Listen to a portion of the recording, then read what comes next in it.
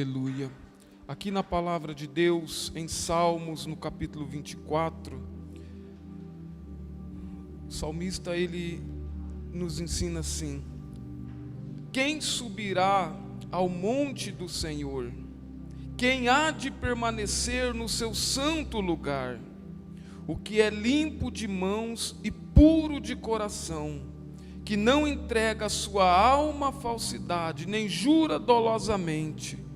Este obterá do Senhor a bênção e a justiça do Deus da sua salvação. Tal é a geração dos que o buscam, dos que buscam a face do Deus de Jacó. Levantai, ó portas, as vossas cabeças, levantai-vos, ó portais eternos, para que entre o Rei da Glória. Quem é o Rei da Glória? O Senhor, forte e poderoso, o Senhor, poderoso nas batalhas. Levantai, ó portas, as vossas cabeças, levantai-vos, ó portais eternos, para que entre o Rei da Glória. Quem é esse Rei da Glória? O Senhor dos exércitos, Ele é o Rei da Glória. Aleluia, glória a Deus. Feche os teus olhos. Senhor, nós te adoramos, meu Pai. O Senhor é o Rei da Glória, é o Senhor dos exércitos, é o Deus que nós adoramos, que nós louvamos, que nós exaltamos, meu Pai. Nós estamos aqui, Senhor, diante da Tua presença, para poder adorá-lo em espírito e em verdade, para honrar ao Senhor, meu Pai, com o sacrifício dos nossos lábios. Que o Senhor possa derramar da Tua graça de maneira soberana sobre cada vida, para que cada coração possa se encher de júbilo, de alegria, meu Pai, na Tua presença. Tenha, meu Deus, liberdade em falar aos nossos corações nesta noite, porque nós nos entregamos ao Senhor de corpo, alma e espírito, Senhor, para que em tudo o Senhor possa, meu Deus, se agradar de nós. Mesmo, meu Pai, nós não sendo dignos nem de estar aqui abrindo a nossa boca diante da Tua presença, reconhecemos que, meu Deus, sem o Senhor nada somos. Que o Senhor derrame do Teu Espírito, que o Senhor faça jorrar do nosso interior rios de águas vivas, que o Teu Espírito, Ele desce, meu Deus, sobre esta igreja nesta noite, assim como o Senhor viu o Espírito, meu Deus Santo, descer em forma de uma pomba. Senhor, que o Espírito Santo desça nesta noite sobre esta igreja, que o Senhor encha a Tua igreja da Tua glória, que o Senhor encha a Tua igreja da Tua presença, do Teu Espírito, do Teu poder, Senhor. Oh, meu Deus, que o Senhor repreenda todas as investidas de Satanás, toda a obra maligna caia por terra, todas as investidas do diabo para nos tirar, meu Deus, da Tua presença, tirar a nossa atenção. Deus, que o Senhor faça esse mal ser repreendido, Senhor, e que o Teu Espírito, Ele venha pairar neste lugar nesta noite, pois nós entregamos a nossa vida nas Tuas mãos, para que o Senhor possa, meu Deus, nos encher da Tua presença e do Teu Espírito, pois nós Te adoramos, Te louvamos e exaltamos o Teu santo nome, com hinos e cânticos de louvores, meu Pai, porque a nossa alegria é poder Te adorar, Te louvar, Te amar de todo o nosso coração, meu Deus. Muito obrigado, ó Pai, por estarmos na Tua casa e de podermos nos assentarmos à mesa com o Senhor, meu Pai. Toda honra e glória seja ao Teu santo e poderoso nome, hoje, amanhã e para todo o sempre. E quem crê diga amém. Glória a Deus e aplauda ao Senhor Jesus.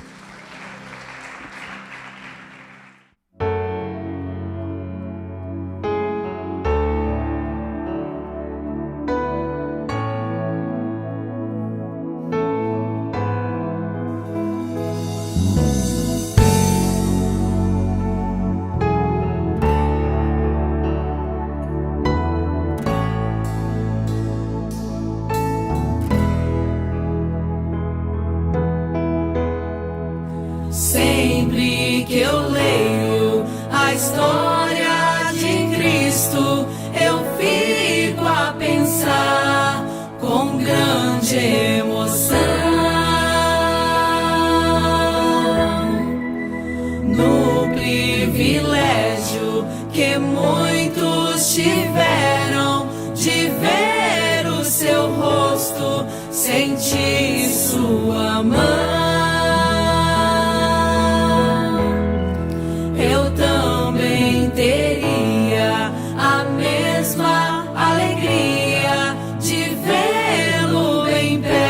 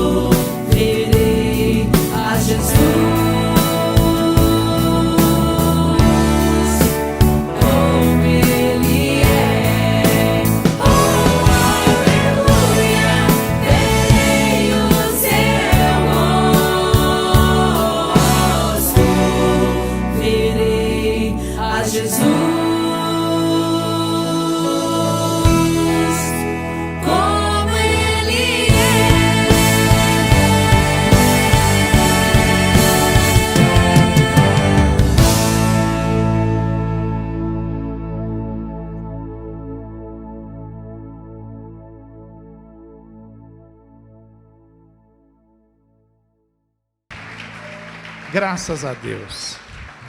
Vamos ficar de pé. Pegue a sua Bíblia. Com a sua Bíblia na mão, vamos fazer aí uma oração. Senhor nosso Deus, Senhor nosso Pai, nós queremos te agradecer por todas estas coisas que o Senhor tem permitido a gente viver, Senhor. São coisas maravilhosas que fortalecem a nossa fé, Pai. Os projetos da tua igreja que estão aí, meu Deus, atendendo essas pessoas que estão, meu Deus, desamparadas, pessoas que estão, meu Deus, sem nenhuma direção na vida, e nós estamos podendo ver o teu Espírito Santo abençoando, meu Deus, e provocando aí uma obra gloriosa, Pai. Te agradecemos pelo testemunho aqui da irmã Tamara, e pedimos para que o Senhor possa abreviar esse tempo de recuperação do nosso irmão, para que ele possa, meu Deus, se recompor aqui à casa do Senhor, meu Deus. E em nome de Jesus Cristo, colocamos nossas vidas, porque nós somos dependentes também de Ti, Senhor. Precisamos da Tua palavra, precisamos da Tua presença, precisamos da Tua sabedoria, precisamos de direção para as nossas vidas, Pai. E numa noite tão especial de ceia, meu Deus, nós te pedimos para que o Senhor possa falar ao nosso coração, nos ensinando acerca da nossa fé, Pai, para que nós possamos em tudo que fazer, Senhor, possamos glorificar o nome do Teu Filho amado Jesus Cristo, agora e para todos sempre. Nós oramos, amém, e graças a Deus. Vamos abrir a nossa Bíblia no livro de Salmo, no Salmo de número 95. Salmo de número 95. Glória a Deus. Não é proibido dar glória aqui. Pode dar aleluia também. Louvado seja o nome do Senhor.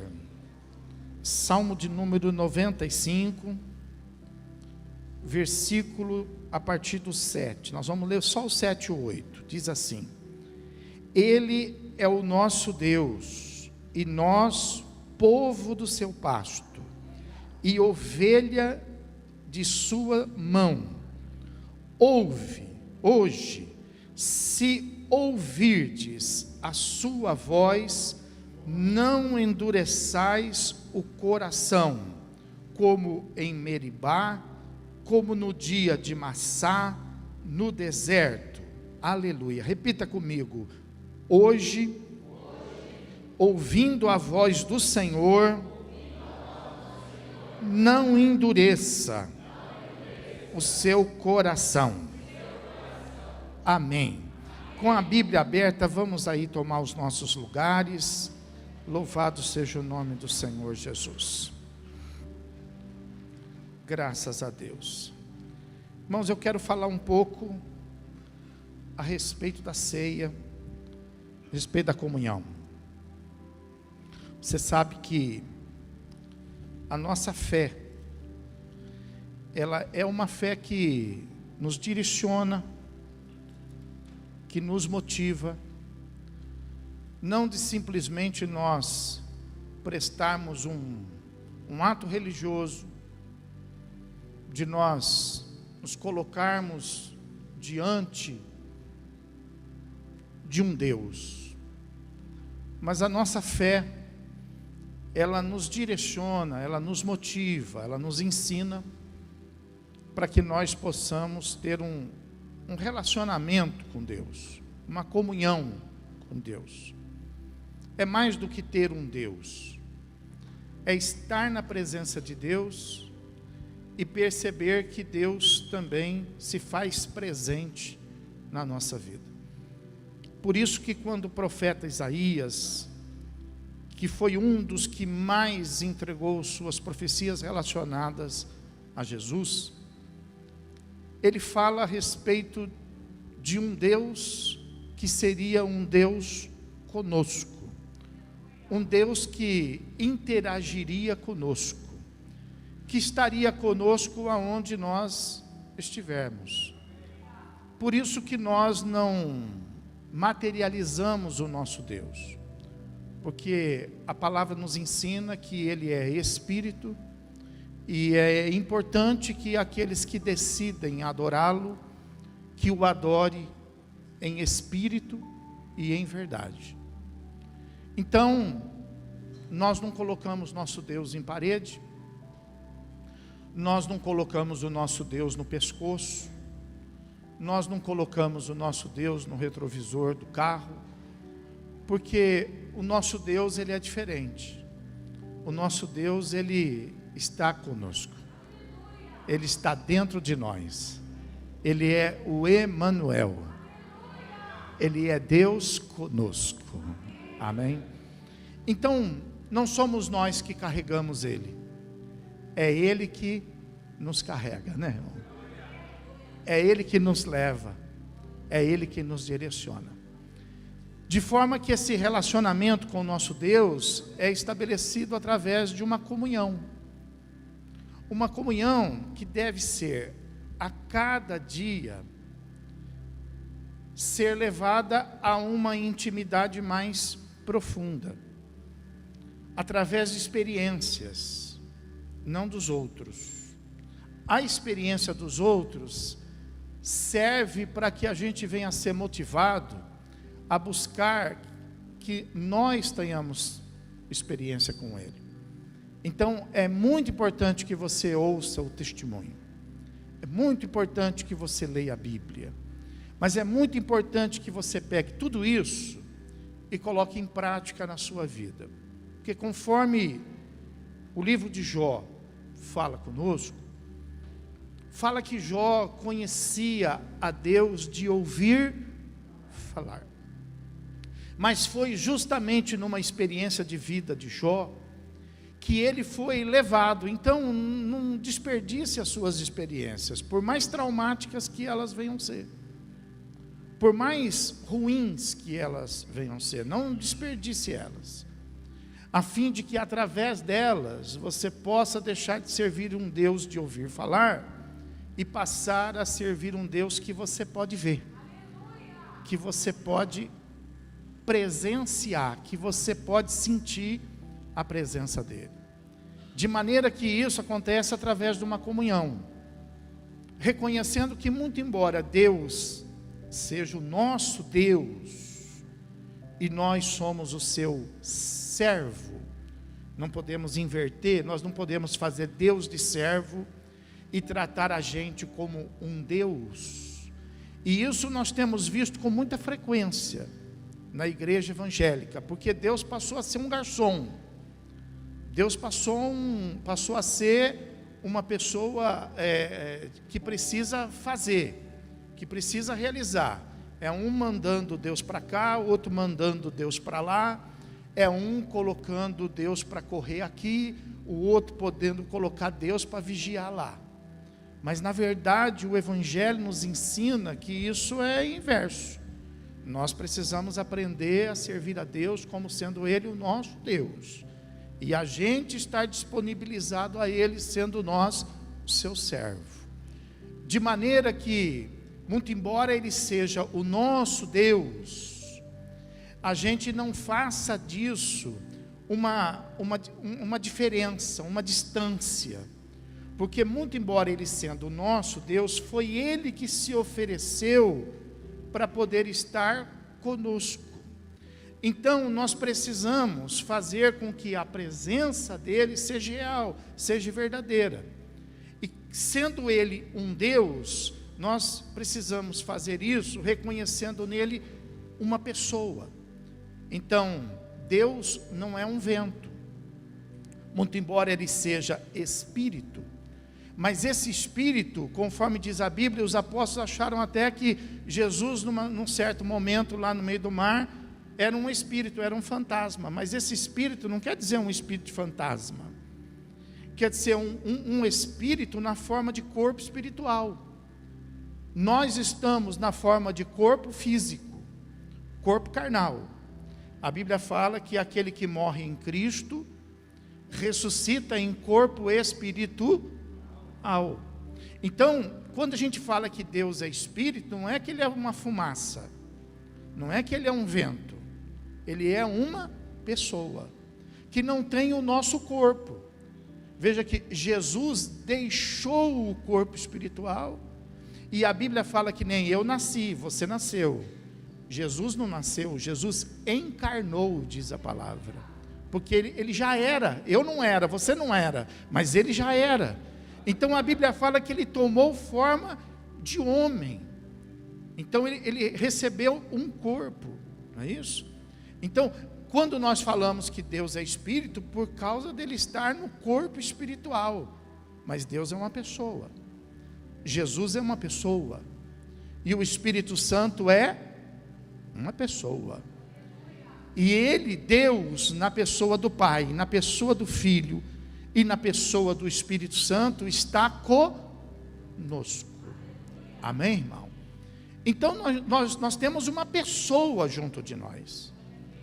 Quando nós estamos trabalhando, Deus está conosco, então nós temos a pessoa de Deus conosco. Quando nós estamos descansando, Deus está conosco, nós temos a pessoa de Deus conosco. Então, isso nos leva a experimentar uma comunhão, porque imagina você ter uma pessoa do seu lado que não fala, imagina você ter uma pessoa do seu lado que não expressa nenhuma emoção, não expressa nenhuma atitude. Imagina você ficar perto de uma pessoa que simplesmente ela não realiza nada. Então, assim é o relacionamento de muitas pessoas com Deus. Deus é uma pessoa, está junto dela, mas Deus não fala, e ela também não fala com Deus. E Deus não fala porque ela não fala com Deus, porque a Bíblia fala que aquele que busca, acha, aquele que ora, Deus responde. Então há um relacionamento, e de repente a gente perde esse relacionamento, porque a gente vem de uma tradição, a gente vem de uma religião, a gente está acostumado a só falar, porque na religião, o Deus da religião não respondia, tinha boca, o salmista fala, tem boca mas não, tem pé mas não, tem mão mas não. Então eu estava acostumado com esse Deus. Nosso Deus agora é outro. Nosso Deus é um Deus vivo, é um Deus poderoso. Aleluia, aleluia, glória a Deus, glória a Deus.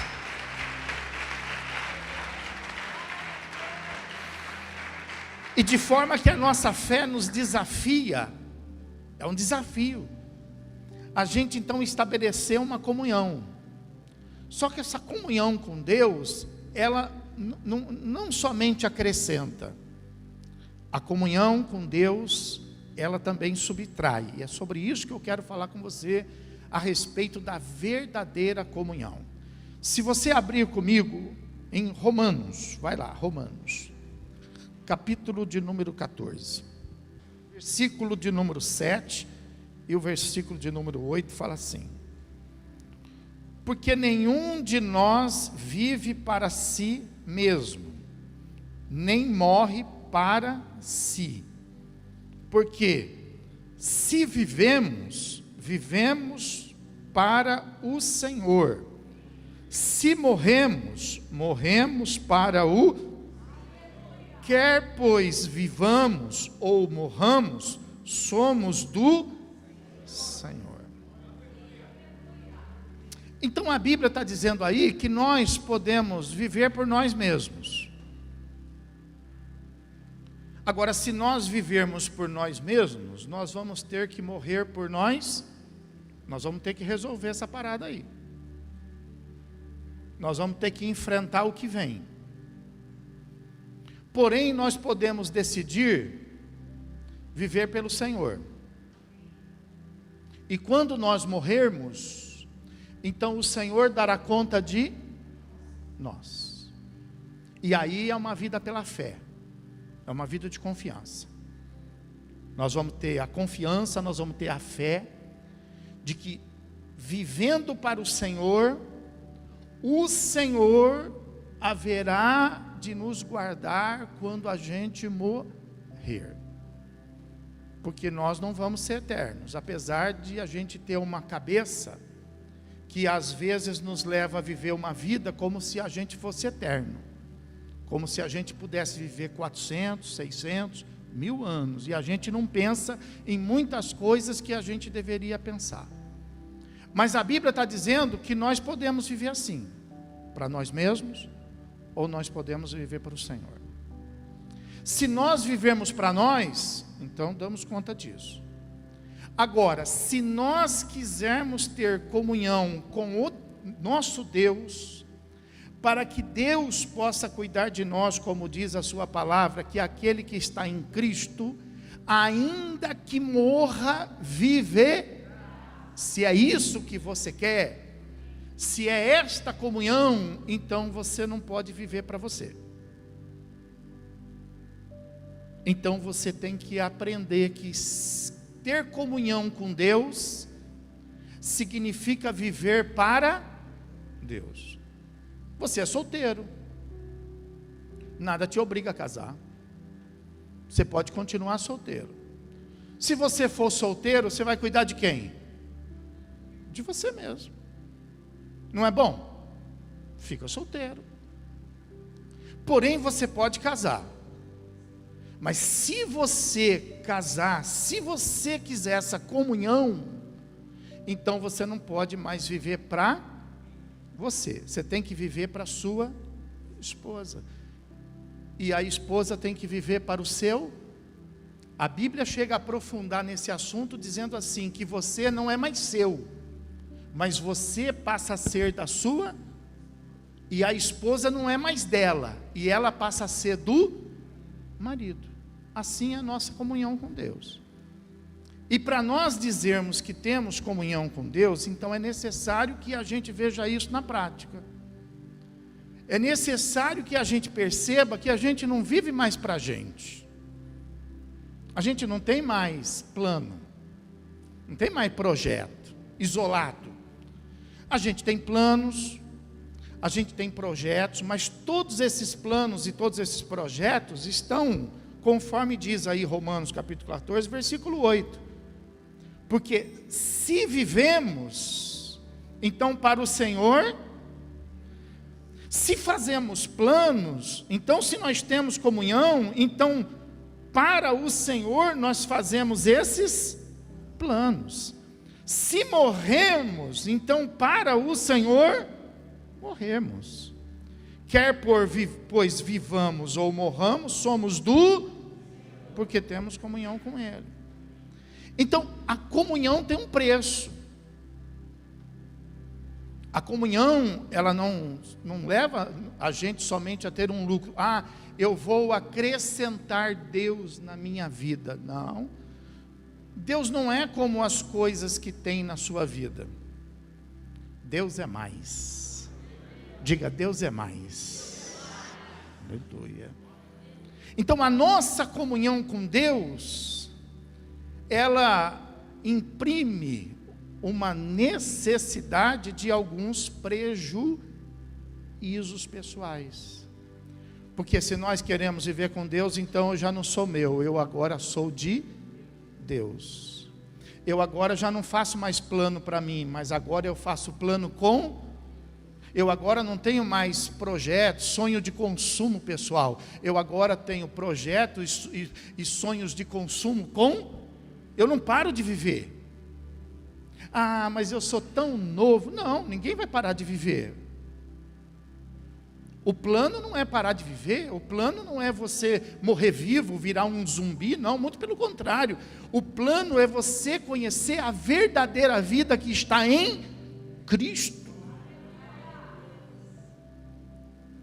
Então, quando nós temos essa comunhão, nós entendemos então o que está escrito na palavra. Se você abrir comigo em Mateus capítulo 16, versículo de número 25,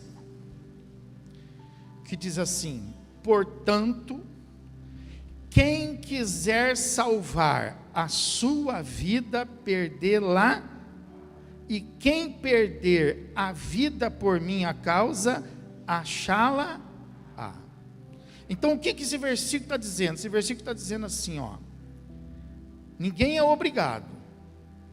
Mas quem quiser ter uma comunhão com Deus a ponto de colocar a vida na responsabilidade de Deus, então vai ter que perder a própria vida.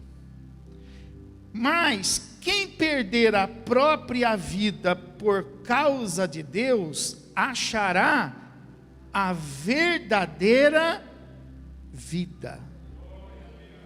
Quer dizer que existe duas vidas: a vida e a verdadeira vida.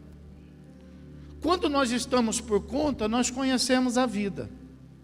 Mas quando nós estamos por conta de Deus, então Deus nos oferece a verdadeira vida.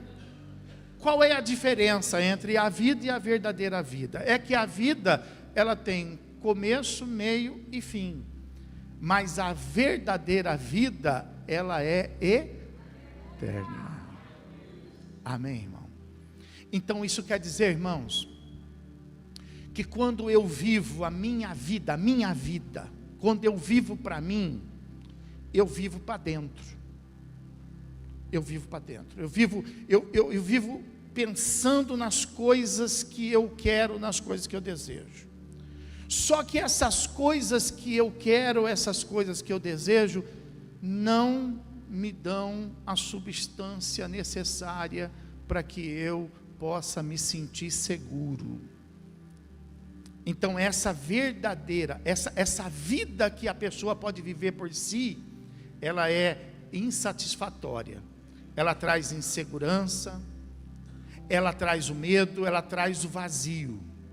Mas quando eu deixo de viver a minha vida, e eu passo a viver a comunhão com Deus, portanto, a vontade de Deus, a presença de Deus, então eu recebo a verdadeira vida, e essa vida então vai me preencher, porque eu não nasci para viver somente uma vida, eu nasci para poder viver uma verdadeira vida. Por isso que Jesus disse: eu vim para que tenham, e vida de que maneira? Essa é a verdadeira vida, em abundância. Então, a minha comunhão com Cristo, ela tem um preço. Se você não sente isso, se você fala assim: eu sirvo a Deus, mas a minha vida é normal, então você ainda não conhece a comunhão com Deus. Se você não percebe um prejuízo, se você não sente um prejuízo, então você ainda está vivendo a sua vida porque você está satisfeito.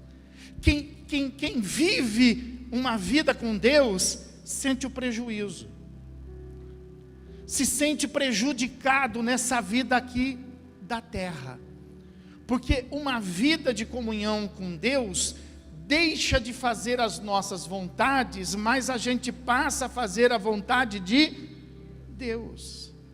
Então, qual é a nossa vida? Quais são as coisas que a gente pode, por causa de uma comunhão com Deus, a gente vai ter que repensar, a gente vai ter que mudar? É porque a nossa vida, às vezes, ela se restringe apenas em comida. A gente passa a semana inteira trabalhando para quando chegar no final de semana a gente fazer um churrasquinho. Essa é a nossa vida. Fazer um churrasquinho, fazer um almoço, um restaurante chique, um jantar, sempre comida. O que nós vamos comer? Está almoçando, já está perguntando o que vai jantar. Não é isso? A preocupação é comida. Não é isso? Então, nós podemos viver uma vida pensando naquilo que nós vamos beber, por exemplo. Você conhece aquele vinho? Você conhece aquela bebida? Você conhece aquela outra? Olha, então a pessoa, ela vive em função daquilo que ela deseja desfrutar. Se ela tem problema, ela bebe para esquecer. Se ela não tem problema, ela bebe para arrumar. Entendeu? Nós podemos ter uma vida desenhada administrada, preparada para os prazeres. A gente pode estabelecer, por exemplo, alguns objetivos para que a gente possa viver os prazeres da vida. Viajar, passear, conhecer lugares, viver momentos, experimentar coisas novas. Então a pessoa ela pode viver por isso. A pessoa pode viver em função dos seus vícios, ela pode trabalhar por isso, ela pode viver em função dos seus adultérios, ela pode viver em função da sua vaidade, em função de coisas fúteis. Tem gente que, sabe, é tão vazio, vive em função de coisas que evaporam, de coisas que não têm significado, de coisas que não acrescentam, não fazem dela uma pessoa melhor, mas também às vezes nem faz dela uma pessoa pior. Tem gente que é boa, tem gente que é ruim, e tem gente que não é nada. Nada.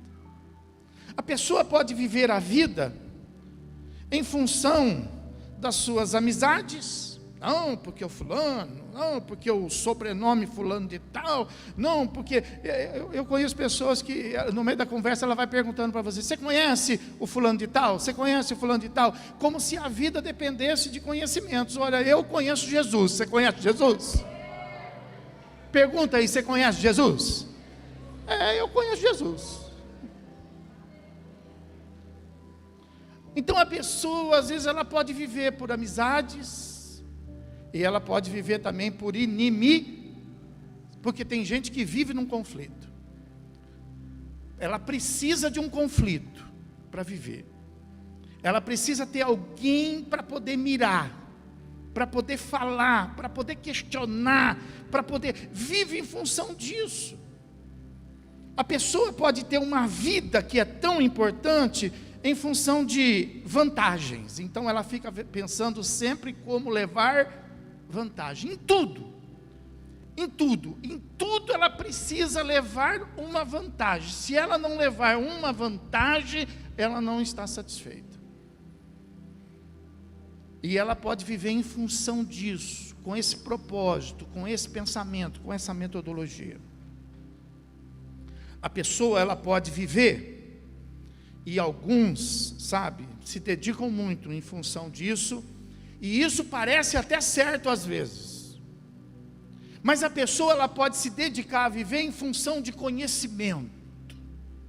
Não precisa conhecer, não porque precisa estudar, não porque precisa ir para outro país para poder estudar melhor, não porque precisa fazer uma faculdade em Harvard, não porque precisa ir para a Alemanha, porque precisa ir, não porque precisa saber, não, precisa estar preparado, precisa fazer um concurso, precisa de conhecimento. Então tem gente que vive em função de conhecimento, e isso às vezes é tão contagiante que eu vejo pais às vezes que estão envolvidos numa comunhão com Cristo, preparar os seus filhos para tudo, menos para ter uma atividade dentro da igreja. Às vezes o filho não canta, às vezes o filho não toca, às vezes o filho não prega, às vezes o filho não evangeliza, às vezes não faz nada, não prepara o filho para nada. Então, que comunhão com Deus é essa, pessoal? Que comunhão com Deus que faz com que a gente pegue a nossa família e prepare a nossa família para viver uma vida material, para poder ser alguém de destaque, para poder ter um nome, ter um diploma. O que a Bíblia fala, afinal de contas, a respeito disso? Vamos lá, Eclesiastes, vai lá. Eclesiastes, capítulo de número 12. Eclesiastes foi escrito por o homem mais sábio que já existiu no mundo. Eclesiastes é o livro do pregador. E o homem mais sábio que existe do mundo, no capítulo de número 12, depois de ter experimentado todas as coisas, no versículo de número 9, ela fala assim: o pregador, além do que é de sábio, capítulo 12, versículo 9. Vou esperar você achar. Os irmãos acharam? Amém? Então, olha lá, o pregador, além de sábio, então ele era sábio, mas põe sábio nisso. Ainda ensinou ao povo o conhecimento. Então, ele era, aqui está dizendo assim, aqui está dizendo duas coisas, ó, não é a mesma coisa. Aqui está dizendo assim, ó, o pregador que era sábio, ensinou ao povo conhecimento. Então, o que é sábio? Sábio é descobrir aquilo que já está descoberto, é você entender, é você ter sabedoria em cima daquilo que já foi explicado. Conhecimento é desvendar o que ainda ninguém conhece. Então o sábio, ele não era só sábio, mas ele também adquiriu conhecimento. Ele sabia do que aquilo que ninguém sabia. Então, além de ensinar sabedoria, ele também ensinou ao povo conhecimento. E atentando e esquadrinhando, quer dizer, levantando tudo isso, ele compôs muitos provérbios, dentre eles esses que nós temos aqui na Bíblia, que não são todos. E o pregador procurou achar palavras agradáveis e escrever com retidão de palavras de verdade. Mas aí ele vai lá no versículo 12 e ele fala assim, ó, ele faz um resumo, e ele fala assim, ó: demais, filho meu, eu quero que você atente, eu quero que você preste atenção. Ó, não há limite para se fazer livros. E ele chega à seguinte conclusão, ó: e o muito estudar é enfado da... O que ele está dizendo aí, pessoal? Ele está dizendo que o muito estudar não vale nada. No final das contas não vai servir, é só para ter nome. Olha o que ele fala aí, depois aí ele fala assim, ó, né? Versículo 13, ele fala assim, ó: de tudo que se tem ouvido, a suma é. Então, de tudo, o resumo é: teme a Deus e guarda os seus mandamentos, porque isto é dever de todos os homens. Está vendo aí, pessoal?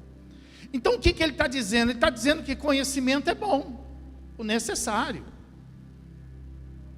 Sabedoria é bom, necessário.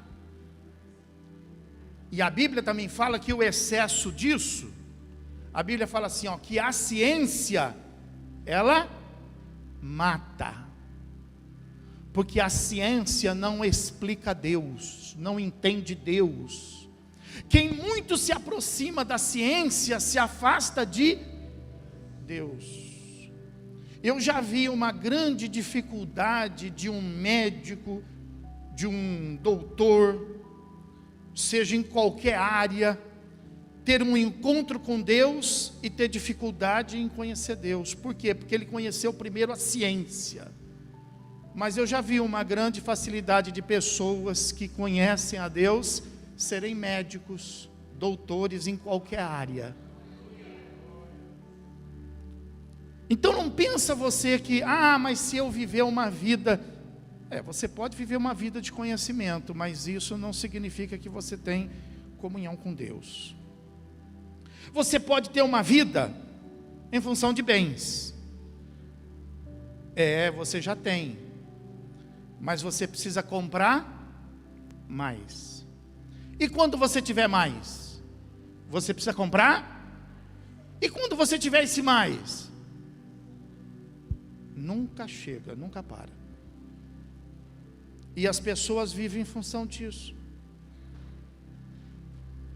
Se você abrir aí a Bíblia comigo, Lucas capítulo número 12. Lucas capítulo número 12, versículo de número 15.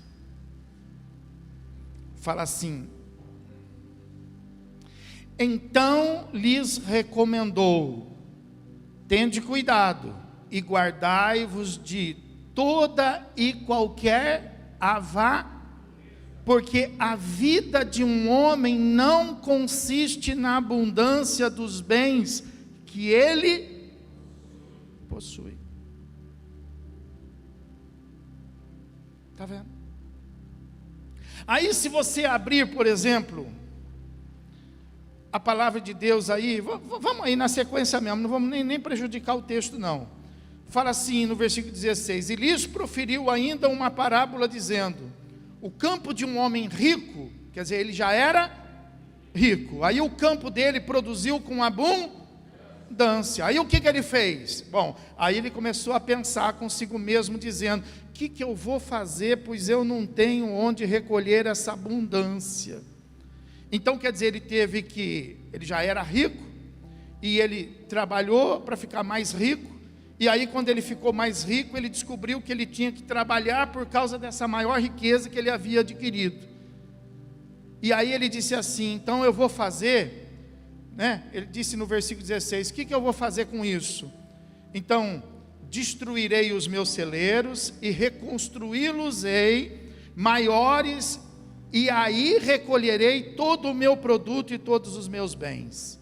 Então, depois de tudo isso, aí eu vou chegar no fim da minha vida, e aí eu vou dizer assim para minha alma: agora tens um depósito muito grande, com muitos bens, para muitos anos. Então agora, alma, você descansa, você come, você bebe, e você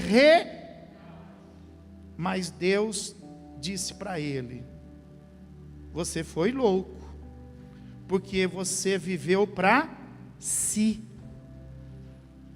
Você viveu para si, você não fez plano comigo, você não estabeleceu projeto, você já era rico, e aí você procurou mais, e aí você descobriu que por causa do mais você precisava trabalhar mais um pouco, e por causa desse mais um pouco você produziu mais, e por causa de você ter produzido mais um pouco, mais um pouco, mais um pouco, mais um pouco, então agora você foi, o que eu tenho para dizer para você é que você foi louco. E tenho a segunda notícia para te dizer: esta noite te pedirão a tua, e o que você tem preparado para isto? Olha isso, irmão, fez tanto, para nada, e o que ele precisava fazer, não fez. Fala para quem está do teu lado, fala: cuidado para você não fazer muito para nada. Fala aí, cuidado. Porque a verdadeira comunhão com Deus, presta atenção no que eu vou te falar. Nós não pregamos aqui um evangelho motivacional. Nós pregamos aqui a verdade. Porque nós cremos que pregando a verdade vos... Então, para você ter uma verdadeira comunhão, você vai ter que comprometer uma vida voltada para muita comida. Você vai ter que perder alguns churrascos. Para você poder estar na casa vai ter que perder alguns churrascos, vai ter que perder algumas festas. Para você ter uma vida de comunhão com Deus, você não vai poder beber o que você quer, você vai ter que tirar a bebida. Para você poder ter uma comunhão com Deus, você não vai poder ter os seus prazeres da carne, você vai ter que anular os prazeres carnais. Você não vai poder viver numa vida de adultério. Você não vai poder viver numa vida de vaidade. Você não vai poder viver uma vida de vício, nem em função de amizade, e nem criar conflito com inimizade. Você vai ter que abrir mão de uma vida de vantagem, e você vai ter que medir o seu conhecimento, e trabalhar em função de que os seus bens não sejam o teu patrimônio principal, porque está escrito na palavra que nós devemos, para ter comunhão com Deus, buscar o seu reino e a sua justiça, e esse patrimônio que se diz ser principal, passa a ser as outras. Buscar o reino de Deus, a sua justiça, e as demais coisas vos serão. Então isso vem depois. Mas aí tem uma pergunta que todo mundo se faz: que lá em Mateus nós temos uma resposta. Mateus capítulo 19. Então, se você até hoje não se sentiu prejudicado em nada, é porque você não tem vivido uma vida de comunhão com Deus, você não tem se esforçado, não. Se você falar assim, nunca precisei, não, quem tem comunhão com Deus precisa abrir mão de muitas coisas. Mateus capítulo 19, versículo de número 27, diante disso, os apóstolos disseram assim, então lhe falou Pedro, Senhor, eis que nós tudo deixamos e te seguimos. E agora, o que vai ser de nós? Pastor, e se eu não fizer, o que vai ser de mim? Você pode estar se perguntando, né? Pastor, mas e se eu não for assim, se eu não fizer assim, se eu não correr para cá, Ninguém está falando para você não correr. Nós estamos falando para você ter comunhão com Deus. Mas aí os apóstolos disseram assim, então, nós fomos ouvir a sua palavra, nós deixamos tudo, eles disseram aí, Pedro que falou, deixamos tudo para trás para te seguir, que será pois de nós? Aí Jesus respondeu para ele, em verdade vos digo que vós, os que me seguistes, quando na regeneração, o Filho do Homem se assentar no trono da sua glória, também vos assentarei em 12 tronos para julgar as 12 tribos de Israel, e todo aquele, aí é conosco agora, isso aí foi para os apóstolos, nós não vamos sentar em trono não, pessoal, não põe isso na sua cabeça não, aí é para nós, e todo aquele que tiver deixado casa, irmão, irmã, pai, mãe, mulher, filhos ou campos, por causa do meu nome, receberá muitas vezes mais, e herdará a vida. Aleluia. Essa é a diferença, pessoal.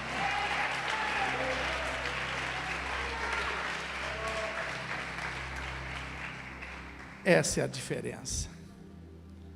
Essa é a diferença. Vale mais a competição do céu do que a competição do mundo.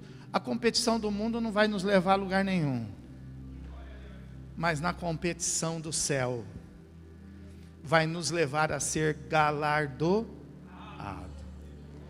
Então, você precisa se sentir assim um pouco, sabe? Você precisa falar assim, Senhor, está me custando, hein? A tua fé tem que te custar. O que você tem de bom que não te custou? Fala para mim.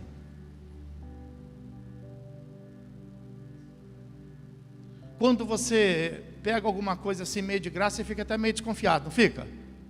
Então, a salvação é a mesma coisa, a salvação não é de graça não. Fala para o irmão, você pensou que era de graça?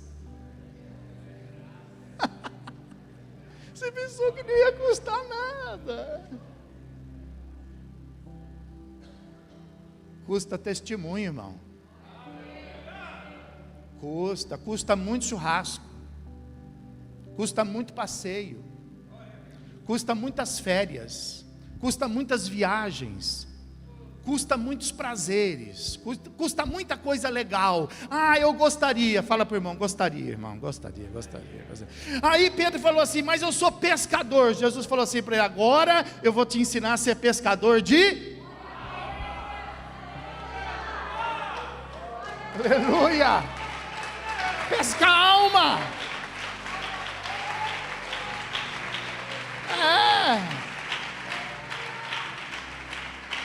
Mas agora eu sou isso, agora eu sou aquilo. Agora você vai ser isso no reino de... Vamos trabalhar.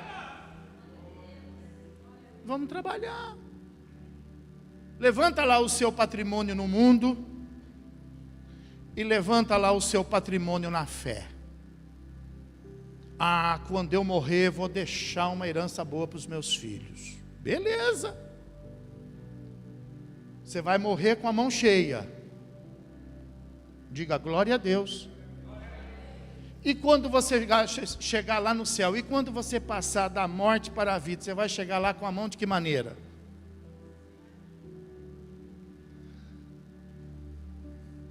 Você vai poder levar?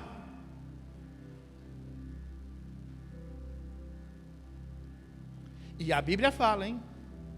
Que nós não podemos nos apresentar diante de Deus com as nossas mãos. Então começa a trabalhar, irmão, porque nós não podemos chegar com a mão vazia. Pastor, mas o que eu posso fazer? Tem tanta coisa, você nem imagina. Ah, pastor, queria pregar, ou então prega. Prega, todo mundo quer pregar. Prega, nós estamos precisando de pregador. Esses dias atrás nós tivemos uma escola de pregadores, estamos querendo pregador. Ah, eu queria ficar na porta, vamos ficar. Ah, eu queria fazer parte do projeto 100%, vamos ficar. Vamos lá, o que fazer não falta. Só que você precisa trabalhar. Você precisa falar do amor de Deus. Você precisa ganhar alma para Jesus. Ah, eu preciso. Como é que é? Como é que é aquela conversa mesmo? Precisa plantar uma árvore, que mais? Ter um filho, que mais? E o quê? Escrever um livro. É isso mesmo. Plantar uma árvore, ter um filho, escrever um. E faz isso. E no reino? O reino você pode fazer, mas o resumo está aqui, ó. Vai lá, Marcos, vamos resumir para a gente poder ser ligeiro. No meio de tantas coisas que nós temos que fazer, que são dons específicos, são dons. Por exemplo, pregar a palavra é um dom específico, nem todo mundo prega. Profetizar é um dom específico, nem todo mundo profetiza. Discernimento de espírito é dom específico, nem todo mundo tem discernimento. Cura é dom específico, nem todo mundo ora e a pessoa é curada. São dons específicos. Esse aqui, por exemplo, o dom de socorro, isso aqui é um dom específico. Você pensa que aquilo que o Jair faz, aquilo que a Rosana faz, não é qualquer um que faz, não. Aquilo que esses meninos fazem aí no projeto 100% de Jesus, não é assim não, eu quero fazer também, não é fácil não, precisa ter dom. Esses dons são dons específicos, a Bíblia fala, é dado a cada um, segundo a sua necessidade. Agora tem uma coisa que todos nós fomos chamados, isso todos nós podemos e precisamos fazer. Disse Jesus assim, olha, Jesus disse assim, ó, no capítulo 16 de Marcos, no versículo de número 15, e disse-lhes para todos, generalizado aqui, ó, para todos, ide por todo o mundo e pregai o evangelho a toda criatura, quem crer e for batizado será. Quem, porém, não crer será. Pronto. Pastor, eu preciso fazer alguma coisa. Começa ganhando alma. Começa ganhando alma. Começa falando do amor de Deus. Começa falando. Pastor, eu estou já faz 1 ano pregando para aquele infeliz.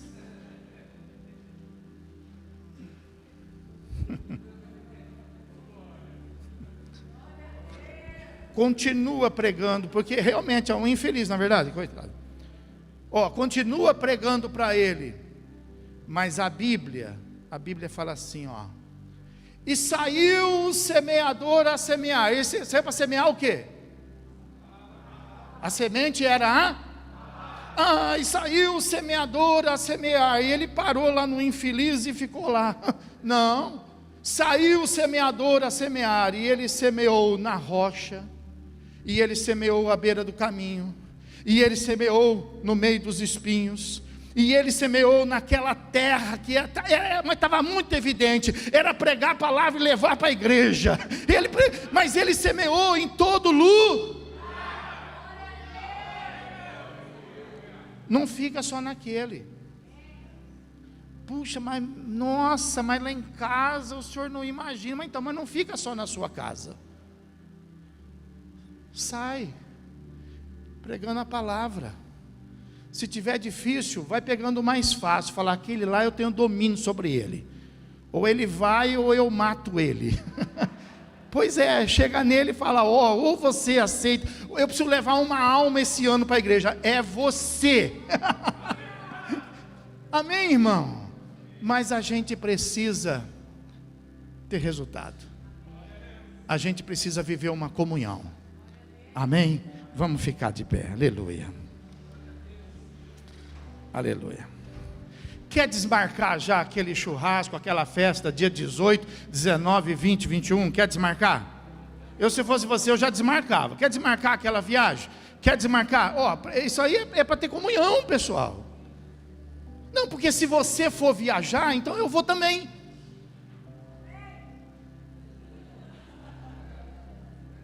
Então vamos todo mundo, percebe? Agora, puxa, a gente fica aí, né? Prepara um evento, prepara um alimento. Aí a pessoa fala assim, eu vou acampar. Tem que ser crente, não tem? Porque que vem a palavra, vem. Não é verdade, pessoal? Ô irmão, na Bíblia tem um versículo que fala assim, passa a Macedônia e vem nos ajudar. Nossa concentração vai ser de propósito de salvação de alma, alcançar os afastados, desviados, e ser batizado com o Espírito. Pergunta aí, você é batizado com o Espírito Santo? Amém, irmãos? Comunhão, pagar o preço, é gostoso, na hora dói, sabe? Na hora a gente fala assim, puxa, mas eu já paguei. Pagou. Mas depois é tão gostoso. Pergunta para essa turma aí, que vão e fala assim, puxa, está chovendo. Mas depois que vai, é tão gostoso. Tão gostoso fazer a obra de Deus. Você hoje foi passear, não foi? Foi almoçar fora. Você foi um domingo, você foi andar de bicicleta, você foi fazer uma caminhada, não foi?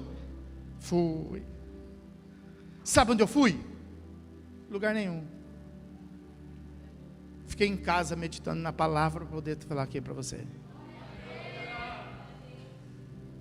Entendeu?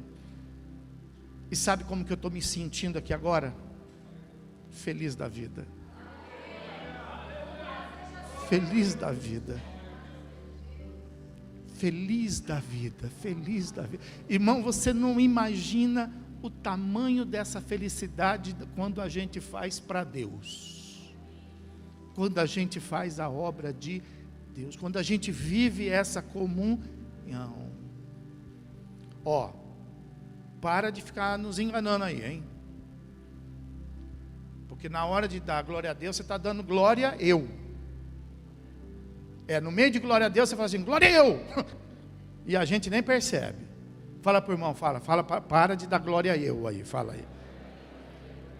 Fala, agora você vai dar glória a... Quem quer dar glória a Deus aqui, levanta a mão. Quem quer servir a Deus aqui, levanta a mão. Vamos aplaudir o Senhor, vamos glorificar a Deus.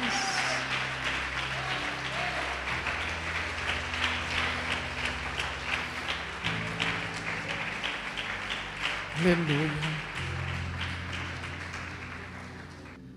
Graças a Deus por isso. Fecha os teus olhos. Senhor, meu Deus e meu Pai,